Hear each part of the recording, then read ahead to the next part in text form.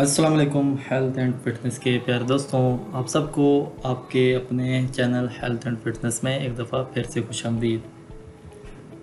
آج کی اس ویڈیو میں ہم آپ کے لیے رمضان ڈائٹ پلان لے کر آپ کی خدمت میں حاضر ہیں۔ آپ بھی جان لیں تاکہ پورا رمضان کمزوری کا احساس نہ ہو۔ رمضان میں اپنی صحت کا خیال رکھنا بھی اہم ہے، کیونکہ صحت ہے تو سب کچھ ہے۔ صحت کے ساتھ انسان کی زندگی آسانی سے گزر جاتی ہے، اس کے بغیر انسان روزہ بھی نہیں رکھ پاتا۔ آج ہم آپ کو ہیلتھ اینڈ فٹنس چینل میں بتائیں گے کہ ڈاکٹر خرم مشیر رمضان ڈائٹ پلان کے حوالے سے کیا بتاتے ہیں۔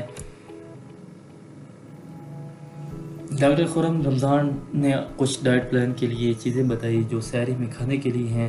سحری میں دودھ اور دہی کا استعمال لازمی کریں۔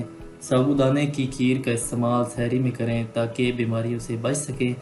چکی کے آٹے کی روٹی لازمی ایک ضرور کھائیں۔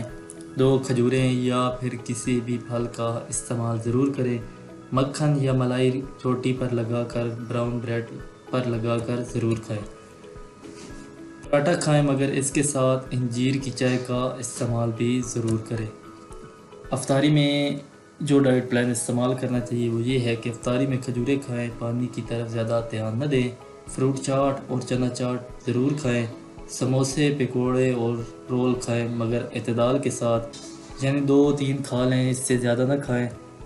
رات کے کھانے میں زیادہ تازہ پھلوں کا جوس ضرور استعمال کریں۔ آدھی روٹی سے زیادہ نہ کھائیں۔ ابلے ہوئے کھانوں کا استعمال کریں۔ ابلے ہوئے چاول کے ساتھ گرل چکن کھا سکتے ہیں۔ پھلوں کے مربوں کا استعمال بھی کریں۔ گرین ٹی سے بہتر ہے رمضان میں انجیر کی چائے بنا کر پئیں، لیکن اس میں آئس کیوب ضرور ڈالیں۔ یہ تمام چیزیں ڈاکٹر خرم کی بتائی گئی سحر و افطار کے کھانے کی ہیں۔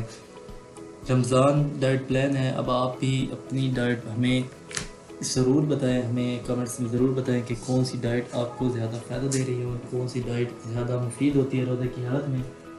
انشاءاللہ ہم کوشش کریں گے کہ وہ ڈائٹ پلان بھی لوگوں کے سامنے ضرور لائیں ویڈیو کی شکل میں۔ انشاءاللہ زندگی رہی تو ایک نئی ہیلتھ ٹپس، ایک نئے بینیفٹ کے ساتھ آپ کی خدمت میں حاضر ہوں گے۔ تب تک کے لیے اللہ حافظ، جزاک اللہ۔